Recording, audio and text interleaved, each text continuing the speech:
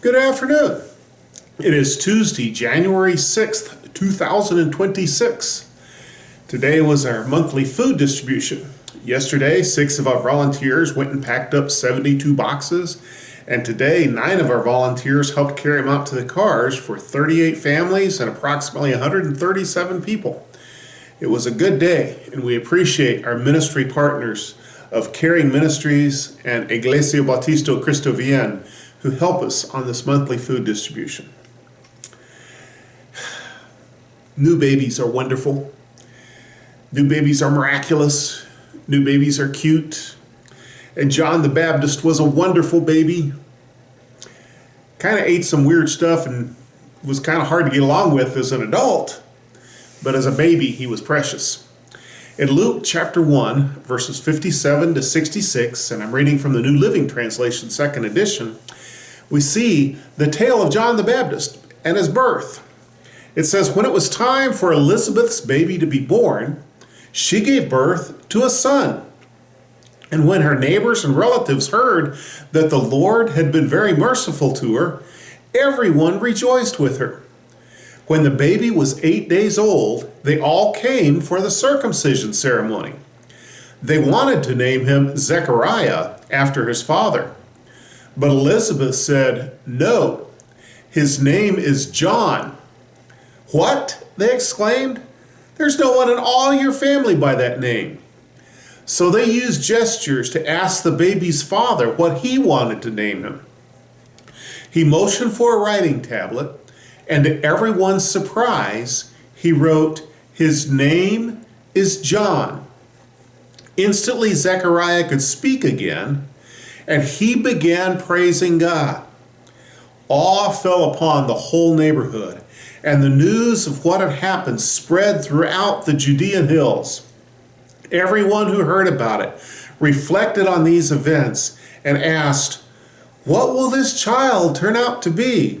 For the hand of the Lord was surely upon him in a special way. You see, the angel had told his daddy Zechariah that when the baby was born, he needed to name him John. And when the baby was born, everybody's so excited. The baby's so cute, so wonderful, so amazing. And it's so wonderful that you had a baby so late in life. Isn't life wonderful and amazing? Isn't God so good to you? New babies are so cute and so precious. But the angel told them, name the baby John.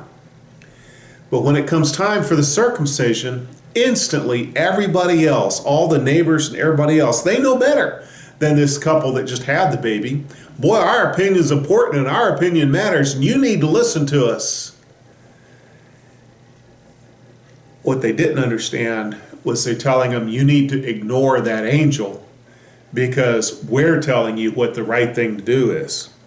It's amazing how everybody always has an opinion.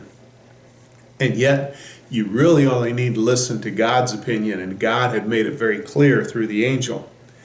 So Elizabeth says the baby's name needs to be John, and they just, quite frankly, don't trust her and don't value her opinion at all. So they go and they use gestures to try and get Zechariah to tell what his name ought to be. And he does something interesting. He asks for something to write with. And in this society, you'll notice everyone is literate. If you can't speak, you immediately choose to write, and you can communicate that way. And everybody can read your writing because it was a literate society. How beautiful that was for that day and time. So he writes down, his name is John. Amazing how he chose to follow the direction of the Lord. But what's really special is that's when God weighs in. As soon as Zechariah is obedient, God weighs in and Zechariah can speak again. God restores his voice. Sometimes everybody else is wrong, but when you're obedient, God himself weighs in and lets you miraculously know that he is pleased with your obedience. May you and I be obedient to God and watch him weigh in this week in our lives when we choose to do the right thing, even if everybody else disagrees with us. We need to do what's right and please God. God bless you.